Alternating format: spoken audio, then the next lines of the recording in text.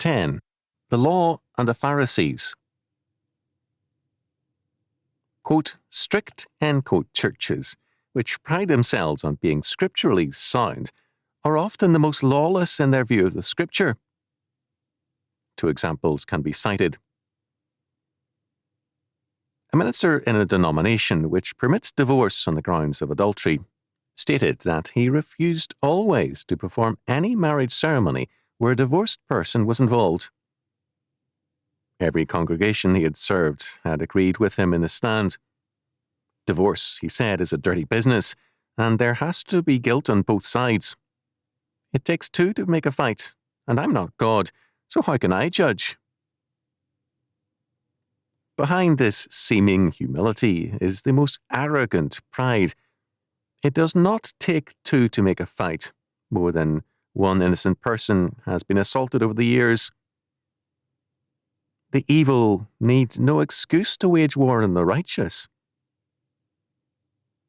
When I asked this minister if he admitted that Scripture permits divorce for adultery, he agreed that it does. The point then I insisted was that he was trying to be more holy than God and was tampering with Scripture no less than any modernist. He was depriving God's people their due justice and the freedom God's word grants them. In another case, a young woman, member of a Reformed church, was deserted by her husband, who began to live adulterously with another woman. This other woman was an heiress whose money he intended to enjoy. He made this statement to me and to his wife. This relationship soon broke up, only to be followed by other such unions in another state. The wife, a particularly fine woman, had been reared to regard divorce as shameful and only reluctantly secured a divorce from her long-gone husband, who had secured a Mexican divorce and remarried.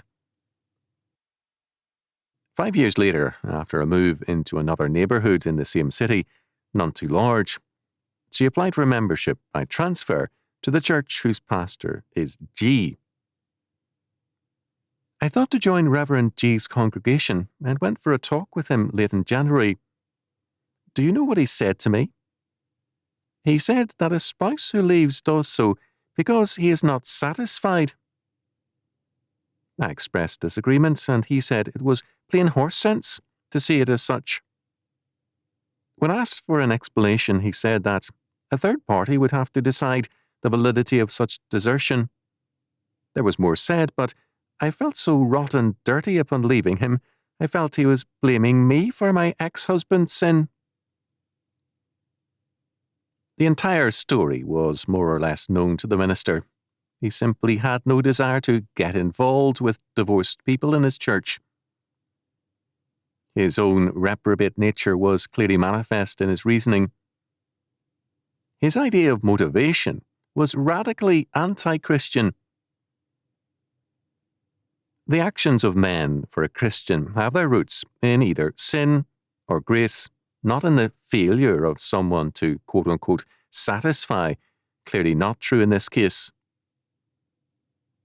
The plain fact is that Mrs. B, a godly woman, had acted in a thoroughly Christian manner throughout the marriage and had grown in grace and intellectual maturity to a considerable degree as a result of her experiences.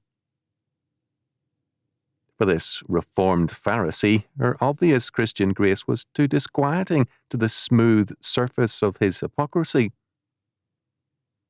Even as one person among 1,000 or two, he wanted no part of either her, quote, problem, end quote, divorce, or her obvious grace.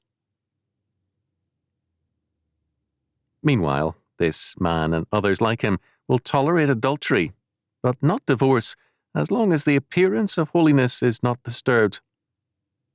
Of such is the kingdom of Satan.